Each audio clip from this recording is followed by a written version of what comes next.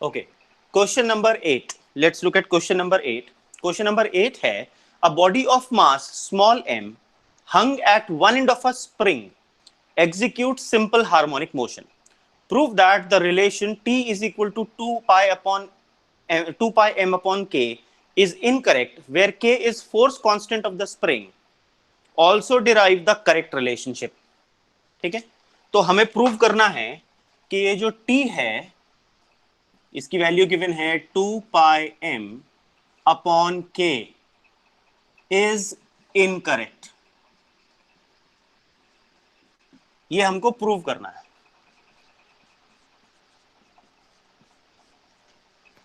ठीक है, और साथ में हमें फॉर्मूला भी डिराइव करना है। तो पहले प्रूव करते हैं, यानी यहां पर हमारे पास दो चीजें एक साथ आ गई।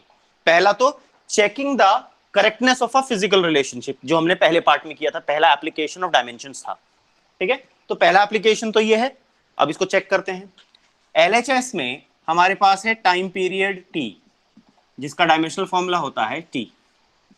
आरएचएस में मेरे पास है m अपॉन के, 2 पाई डायमेंशन लेस कांस्टेंट है इसलिए उसको नहीं लिखेंगे। m है मास और ये है स्प्रिंग कांस्टेंट। स्प्रिंग कांस्टेंट होता था या force constant, force upon length. Dimensions में मैंने आपको बताया था स्प्रिंग कांस्टेंट के, ये होता था फोर्स अपॉन लेंथ। तो इसके डायमेंशनल फॉर्मूला सेम वही आता था जो सरफेस टेंशन का होता था, mt-2। ठीक, तो मेरे पास आंसर आ गया टी स्क्वायर। ठीक है, तो देखो यहां पर, तो LHS is not equal to RHS, hence the equation becomes incorrect. समझ में आ गया? पहली चीज प्रूव कर दी हमने। हमें ये बताना था कि ये वाला जो पोर्शन गिवन है ये इनकरेक्ट है, तो हमने पहले तो डायमेंशनल कंसिस्टेंसी चेक करी और वो इनकंसिस्टेंट आया क्योंकि LHS की डायमेंशंस और RHS की डायमेंशंस मैच नहीं करती। के यहां पर स्प्रिंग कांस्टेंट होता है, याद रखना। के होता है फोर्स अपॉन एक्सटेंशन या लेंथ, तो MLT-2 upon L becomes MT-2। ठीक है जी, तो ये पहला पार्ट हम लोगों ने कर लिया। अब आते हैं इसके सेकंड पार्ट पर। सेकंड पार्ट में ये कहता है हमको करेक्ट फॉर्मूला निकालना है। तो ऑब्वियस सी बात है, यहां पर K गिवन है और M गिवन है और T गिवन है। इन्हीं को यूज करते हुए हमें फॉर्मूला डिराइव करना है। तो हम कहेंगे T is proportional to M की power A, T is proportional to K की पावर B। कंबाइन करो तो मैं लिख सकता हूं T प्रोपोर्शनल टू M की पावर A, K की पावर B, और T is equal to constant, हम उसे कैपिटल C नाम दे रहे हैं फिलहाल, M की पावर A, K की पावर B। Got it? अब T है टाइम पीरियड, तो M0, L0, T1। Constant dimension less होता है यहां पर। M है मास रेज टू पावर A और K है कांस्टेंट, फोर्स कांस्टेंट, उसकी पावर B। पावर्स कंबाइन कर दीजिए तो M0, L0, T1, M की power A plus B, T की पावर -2B। अगर मैं इसको और इसको कंपेयर करूं तो मेरे पास आ जाएगा -2B इक्वल्स 1 या B इज इक्वल टू -1/2। ये वैल्यू आ गई। अब दूसरी इक्वेशन को कंपेयर करते हैं तो मेरे पास आ जाएगा A plus B is equal to 0 या A is equal to -B। So minus of minus half, A is equal to plus half. तो मेरे पास A और B दोनों की वैल्यूज आ गई। ये वैल्यूज अब मुझे यहां पुट करनी है, तो मैं लिखूंगा therefore T is equal to C, M की पावर हाफ, K की पावर माइनस हाफ, या मैं कह सकता हूं T is equal to C under root M upon K। तो ये आ गया हमारे पास करेक्ट रिलेशनशिप। ठीक है, तो ये हमारे पास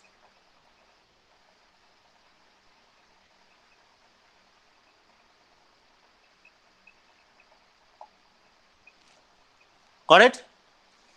अब हम आते हैं हमारे क्वेश्चन नंबर 11 पर।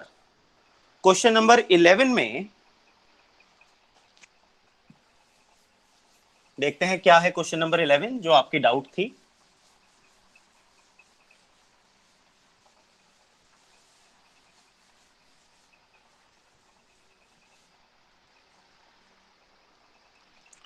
क्वेश्चन नंबर 11 है the depth x to which a bullet penetrates a human body depends upon modulus of elasticity eta. तो x depends on modulus of elasticity eta, then kinetic energy E K, ठीक है, आपको formula बनाना है। तो x proportional to kinetic energy E के की power p, दोनों को कंबाइन कर दो तो x प्रोपोर्शनल टू ईटा की पावर a ई के की पावर b, या x is equal to constant k eta a ई के की पावर b।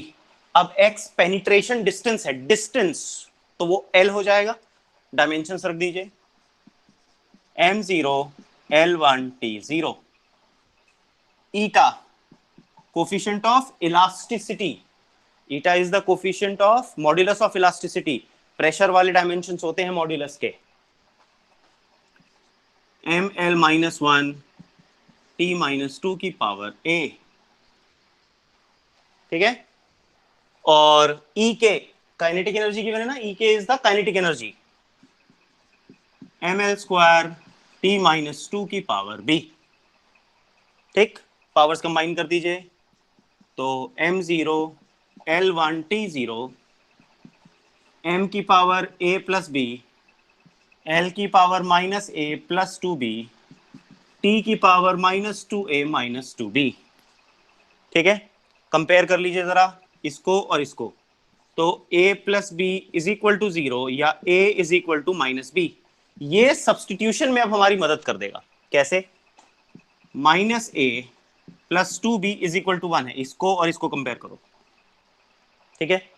अब a की जगह में माइनस बी रख सकता हूं, तो minus of minus B plus 2b is equal to 1, क्योंकि मैंने यहां पर सब्सटीट्यूशन कर दिया, तो ये हो गया b प्लस 2b, तो 3b is equal to 1, b is equal to 1/3। b की वैल्यू आ गई, a की वैल्यू रख दो, तो a is equal to -1/3, simple. तो मेरे पास फॉर्मूला क्या आया? तो मेरे पास आया x is equal to constant capital K eta की पावर -1/3 और ई के की पावर 1/3। अब जैसे 1/2 स्क्वायर रूट होता है, उसी तरह से 1/3 क्यूब रूट होता है। तो मैं लिख सकता हूं x इज इक्वल टू के क्यूब रूट ऑफ ई के अपॉन ईटा, ठीक है। तो ये आ गया हमारे पास दूसरा क्वेश्चन जो आपकी प्रॉब्लम थी, ठीक है बेटा, कोई बात नहीं प्रियांश, हो जाता है,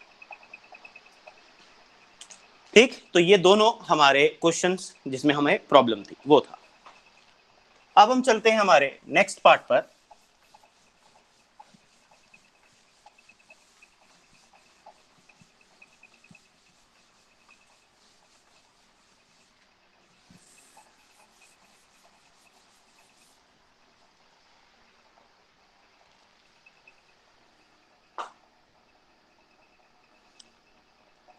अब हम करेंगे conversion of one system of units into another.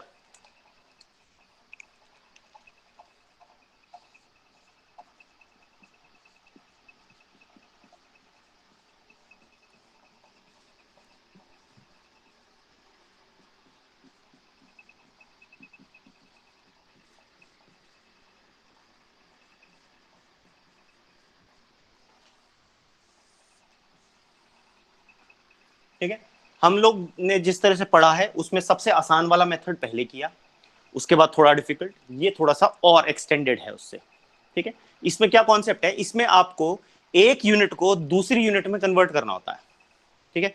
अब भाई इसका आपको बेसिक कॉन्सेप्ट तो पता है, आप जूनियर क्लास से यूज करते आ रहे हैं, जैसे अगर आपको किलोमीटर पर आवर को मीटर पर सेकंड में कन्वर्ट करना है एंड सो ऑन, ये सारे मेथड्स आप बेसिक करते आ रहे हैं क्योंकि आपको कॉमन फैक्टर्स मल्टीप्लायर्स पता होते थे।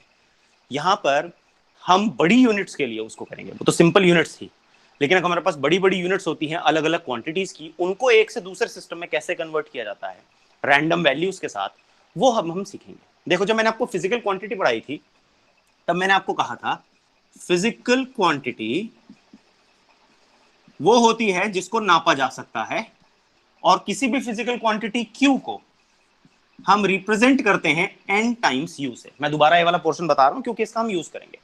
यहां पर ये जो n है ये होता था हमारे पास नंबर या न्यूमेरिकल कोफिशिएंट, और ये जो u है ये होती थी हमारे पास यूनिट। ठीक है, तो हमारे पास ये दो चीजें थी किसी भी फिजिकल क्वांटिटी के लिए, एक तो होता था नंबर, दूसरी होती थी यूनिट। ठीक है, इन दोनों को मल्टीप्लाई करके आप किसी भी क्वांटिटी को रिप्रेजेंट कर सकते हो। फॉर एग्जाम्पल अगर मैं कहूं the width of this board is 2.5 metre, तो मैं कहूंगा quantity Q is equal to 2.5 metre. तो यहां पे आप नोटिस करो ये जो 2.5 है ये नंबर है, मैं इसको N1 बोलता हूं, और ये मीटर यूनिट है, मैं इसको U1 बोलता हूं। अब अगर मैं इसको सेंटीमीटर में लिखूं तो मैं इसको 250 सेंटीमीटर भी तो लिख सकता हूं, 250 सेंटीमीटर। तो यहां पर ये जो 250 है ये नंबर हो गया दूसरा और ये यूनिट हो गई दूसरी। लेकिन ऐसा करने पर मैंने नंबर बड़ा किया तो यूनिट उतनी ही छोटी कर दी गई। जैसे अगर मैंने नंबर 100 गुना बढ़ाया तो यूनिट 100 गुना छोटी भी हो गई। 1 सेंटीमीटर 1 मीटर का 1/100 टाइम्स होता है, और इनका प्रोडक्ट हर बार सेम रहा क्वांटिटी। 2.5 मीटर से 250 सेंटीमीटर करने पे मैंने लेंथ नहीं बड़ी कर दी, लेंथ उतनी ही है। क्या चेंज हुआ है? नंबर, और उसी के रिस्पेक्ट में यूनिट, सच दैट इनका प्रोडक्ट हमेशा कांस्टेंट रहता है। Their product is always a constant. ठीक है, तो मैं लिख सकता हूं n1 into u1 will always be equal to n2 into u2। अब मान लो मुझे n1 पता है, u1 पता है, u2 पता है, n2 निकालना है। तो क्या करेंगे? हम कहेंगे n2 is equal to n1 u1 upon u2। ये बेसिक प्रिंसिपल है इंटर कन्वर्जन ऑफ यूनिट्स का। ये जो है ये बेसिक प्रिंसिपल है किसी भी यूनिट को एक फॉर्म से दूसरी फॉर्म में कन्वर्ट करने का। कैसे भैया? अब यूनिट ही वो पार्ट होता है क्वांटिटी का जिसमें डायमेंशन होती है। 2.5 नंबर है, डायमेंशन लेस, कांस्टेंट है 2.5, इसकी वैल्यू फिक्स है। अब ये जो मीटर है इसके पास डायमेंशन है लेंथ की। अगर ये न्यूटन लिखा होता तो इसकी डायमेंशन होती है MLT-2। तो बेसिकली डायमेंशन किसके पास होती है? यूनिट के। ये जो नंबर होता है ये डायमेंशन लेस होता है, डायमेंशन किसके पास होती है? यूनिट के पास। यानी यहां पर इनकी डायमेंशंस आ सकती है।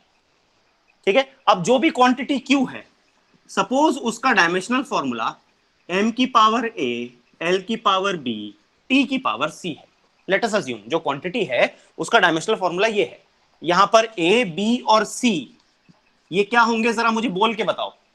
माइक ओपन करो। What are a b c? Speak up. What is a b c? Tanishka बोल जल्दी से। a b c क्या है बेटा? चार और कांस्टेंट। a b c क्या है? Ayushi what is a b c? Sir, powers. No, they are called dimensions. भूल गए? Sorry. भूल गए बच्चों, ये डायमेंशंस होती हैं। एम, एल और टी की ये जो पावर्स होती हैं इन्हीं को हम कह रहे हैं यहां पर डायमेंशंस। उसी को तो पढ़ रहे हैं, conversion of one system into another, इन्हें बोलते हैं डायमेंशंस। क्या ये क्वांटिटी बदल गई n1 से n2 करने में? बताओ जल्दी से, बोल के बताओ, क्या ये क्वांटिटी चेंज हो गई? Speak up your answer. जब मैंने एक सिस्टम से दूसरे में कन्वर्ट किया, क्या ये, अगर मान लो ये फोर्स थी तो क्या ये कुछ और बन गया फोर्स के अलावा, या फोर्स ही रहा? Sir, fourth era. फोर्स ही रहा। तो क्या इसके डायमेंशन बदलेंगे? बताओ। No sir. जब मैं एक यूनिट से दूसरे में कन्वर्ट करूंगा क्या डायमेंशन चेंज हो जाएंगे? Will the dimensions change? No, the dimensions will not change. इसके डायमेंशंस चेंज नहीं होंगे। क्यों चेंज नहीं होंगे डायमेंशंस? क्योंकि क्वांटिटी चेंज नहीं हुई है। डायमेंशंस तब बदले जा सकते हैं जब क्वांटिटी बदले। मान लो मैं न्यूटन को डाइन में कन्वर्ट कर रहा हूं, तो क्या मैं फोर्स को किसी और क्वांटिटी में कन्वर्ट कर रहा हूं? फोर्स तो फोर्स ही रहेगी। फर्क क्या हुआ? एक थी एसआई सिस्टम की यूनिट, दूसरी हो गई सीजीएस सिस्टम की यूनिट। यूनिट बदली, क्वांटिटी नहीं। फोर्स फोर्स ही रही, इसलिए डायमेंशन चेंज नहीं होते। ये बात याद रखना है। ठीक है, तो अब मान लो मैं एक सिस्टम की बात कर रहा हूं, सिस्टम वन। सिस्टम वन में जो यूनिट थी वो थी U1। ठीक है, इस सिस्टम में मास की जगह लिखा जाएगा m1, l की जगह l1, t की जगह t1, डायमेंशन ABC ही रहेंगे। जो दूसरा सिस्टम है जिसमें मुझे कन्वर्ट करना है, सिस्टम 2, उसमें जो यूनिट है वो है U2। इसमें मास की जगह लिखूंगा m2, l की जगह लिखूंगा l2 और t की जगह लिखूंगा t2। ठीक है, अब ये वैल्यूज यहां पुट कर दो डायमेंशंस के साथ, तो मेरे पास n2 का फॉर्मूला आ गया n1 m1 अपॉन m2 की power a, L1 upon L2 की power b, T1 upon T2 की पावर c।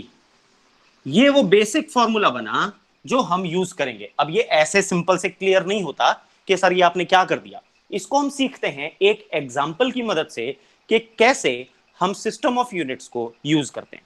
ठीक है, इसके स्टेप्स आपको याद रखने हैं, मैंने नोट्स में आपको दिए हैं, ये स्टेप आपके पास PDF आ जाएगी। स्टेप्स क्या है, जब भी आपको इसका क्वेश्चन करना होगा तो सबसे पहला स्टेप जो आप करेंगे वो है right down the dimensional formula of the quantity. मान लीजिए आपको कहा गया कन्वर्ट वर्क इनटू एक फॉर्म से दूसरी फॉर्म में, तो वर्क का डायमेंशनल फॉर्मूला क्या होता है, ml² t-2। मान लीजिए आपसे कहा गया convert force from this into this, तो आप क्या करेंगे, फोर्स का डायमेंशनल फॉर्मूला लिखेंगे ml-t-2। ऐसा करने से आपको किसकी वैल्यू मिल जाएंगी, A, B और C की। तो सबसे पहला काम, जब भी आप किसी यूनिट को कन्वर्ट कर रहे होंगे किसी क्वेश्चन में, the first thing to do is write down the dimensional formula.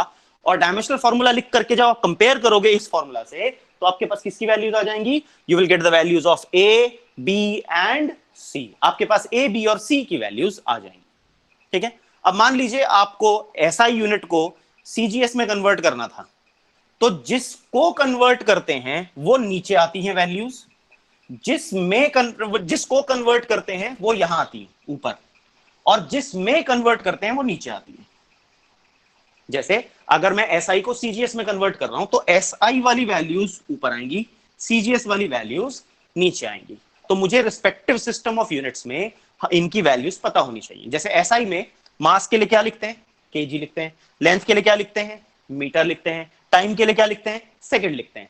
CGS में मास के लिए क्या लिखते हैं, ग्राम लिखते हैं, लेंथ के लिए क्या लिखते हैं, सेंटीमीटर लिखते हैं, टाइम के लिए क्या लिखते हैं, सेकंड लिखते हैं। Got it? ठीक है, आपको क्वेश्चन में n1 की वैल्यू, ये न्यूमेरिकल कोफिशिएंट, ये गिवन होगा। जैसे आपसे कहा गया कन्वर्ट 20 जूल इनटू अर्ग, तो ये जो 20 है वो n1 है जिसको कन्वर्ट करना है। ठीक, उसके बाद इस फॉर्मूला में वो वैल्यूज पुट कर देंगे और इसे सॉल्व करेंगे, आपके पास आपका आंसर आ जाएगा। देखिए, अब इन स्टेप्स को जो मैंने आपको बताए हम एज सच फॉलो करते हैं और एक क्वेश्चन को सॉल्व करते हैं, ताकि आपको समझ में आए कि जो मैं बता रहा हूं इसका कॉन्सेप्ट एक्चुअली में मतलब क्या है।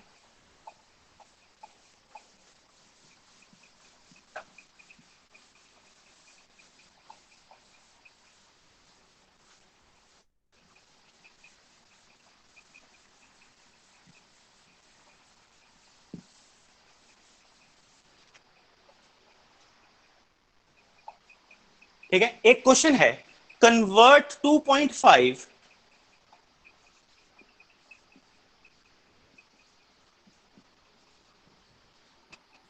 into 10 raised to power 3 joule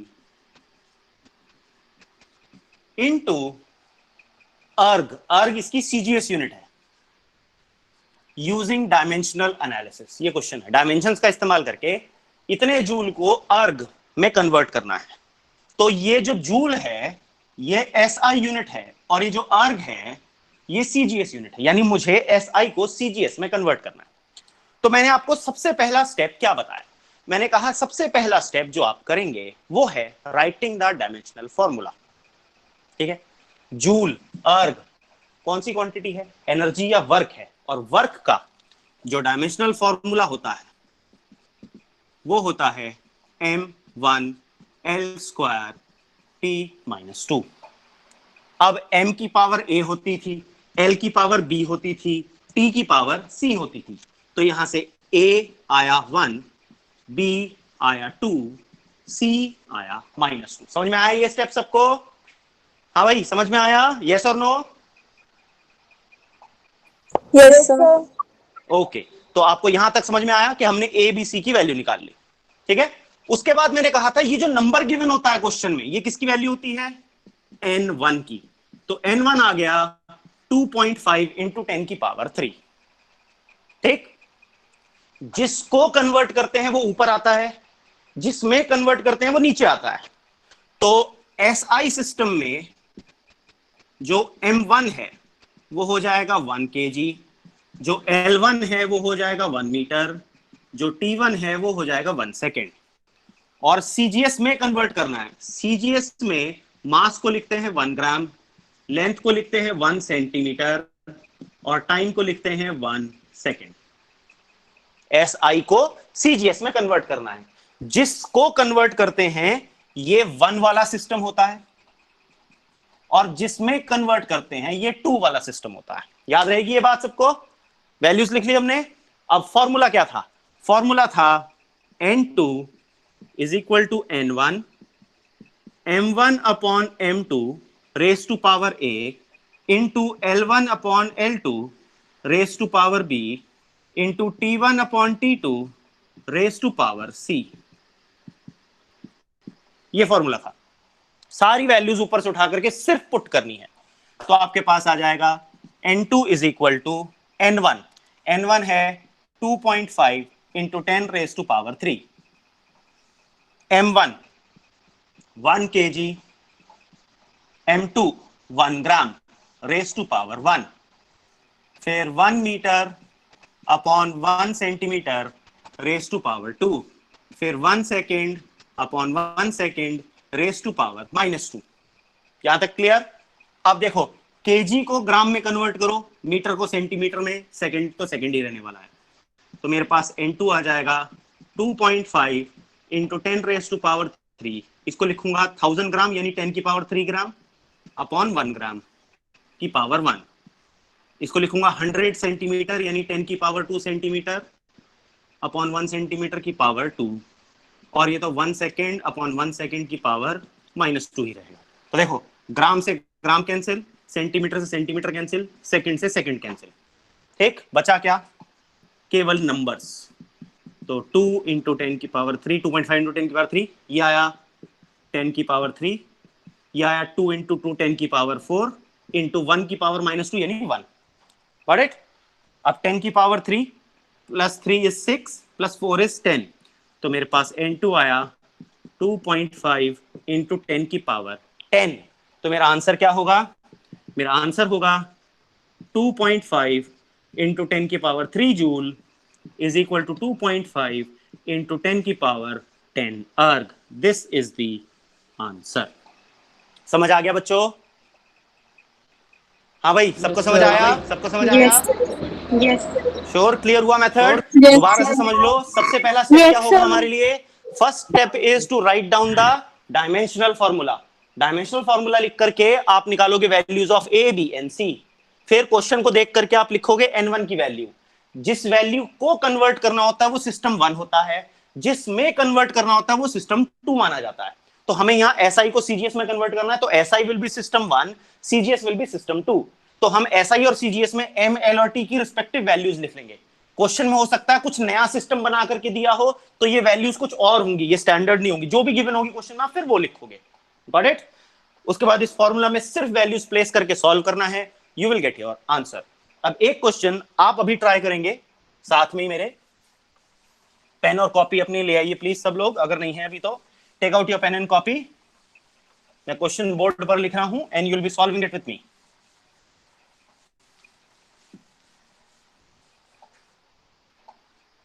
किसी स्टेप में अटकोगे तो प्लीज पूछ लेना माइक ऑन करके।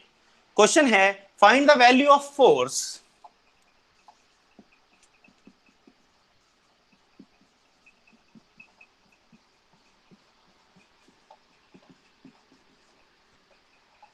of 4.9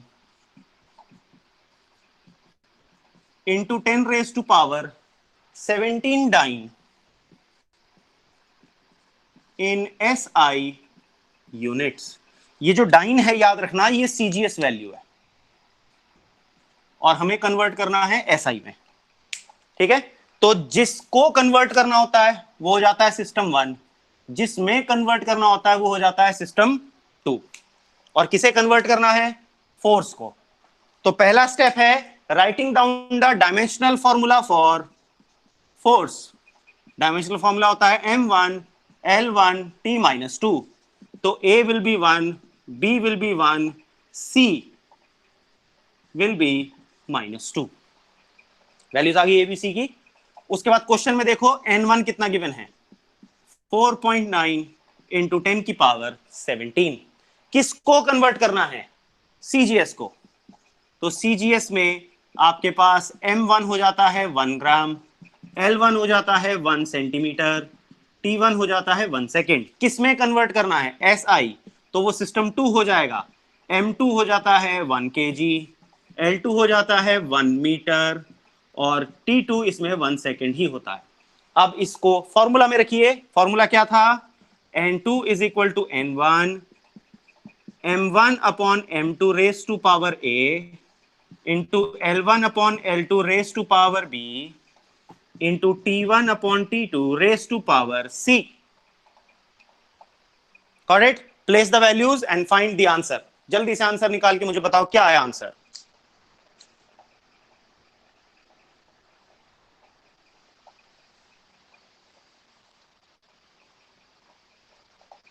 Hari up, calculate it fast. Sir आएगा।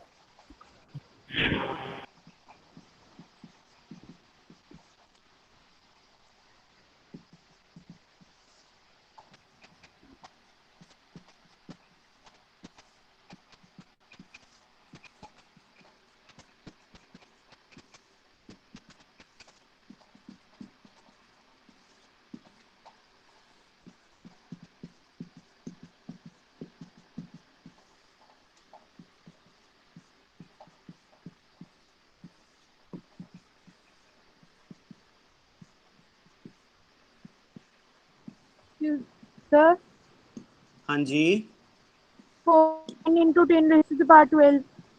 बिल्कुल सही, वेरी गुड।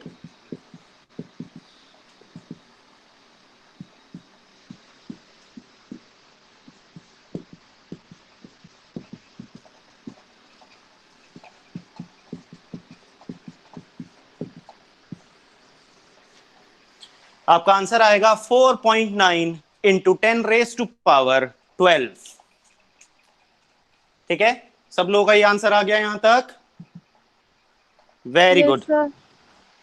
तो इसका मतलब आपको ये मेथड समझ में आ गया है। ठीक है, अब मैं आपको इसकी वर्कशीट भेजूंगा। आप लोगों को वो वर्कशीट ट्राई करनी है सबको। ठीक है, इसके नोट्स और वर्कशीट आज अब आपको ग्रुप पर मिल जाएगी। सब लोगों को ये वर्कशीट ट्राई करनी। All of you have to try this worksheet. Okay बेटा? Okay, sir.